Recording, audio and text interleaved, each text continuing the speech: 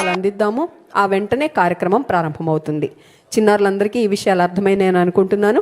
మీ అందరు కూడా విలువలతో పెరగడం అనేది మీరు గమనిస్తున్నారు. ఇప్పటికే మీరు పాటిస్తున్నటువంటి విలువలు చాలా గొప్పగా ఉన్నాయి.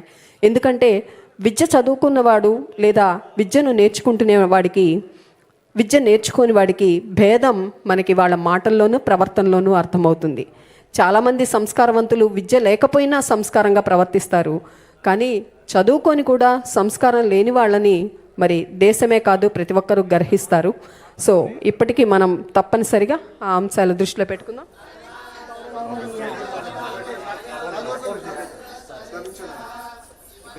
పాఠశాల విద్యాశాఖ కార్యదర్శి ఇచ్చేశారు, అలాగే కమిషనర్ గారు ఇచ్చేశారు, అలాగే స్టేట్ ప్రాజెక్ట్ డైరెక్టర్ గారు ఇచ్చేశారు.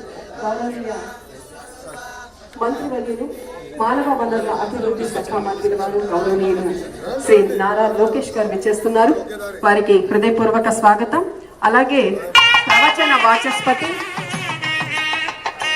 గౌరవనీయులు బ్రహ్మశ్రీ రావు గారు ఈరోజు విచ్చేశారు. వారికి అందరికీ మనం హృదయపూర్వక స్వాగతాన్ని నమస్సులతో తెలియజేసుకుందాము. అలాగే మరి విచ్చేసినటువంటి పెద్దలందరికీ హృదయపూర్వక ఆహ్వానం.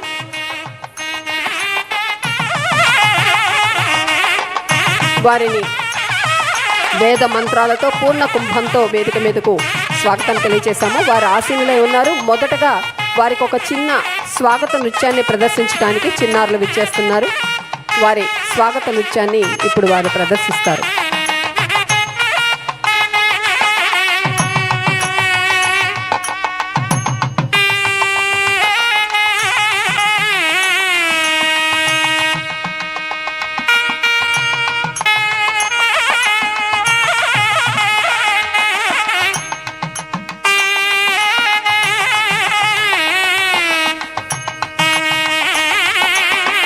గౌరవనీయ పార్లమెంటు సభ్యులు విజయవాడ గౌరవనీయులు శ్రీ కేశినేని శివనాథ్ గారు విచ్చేశారు. వారికి హృదయపూర్వక స్వాగతం తెలియజేస్తున్నాం.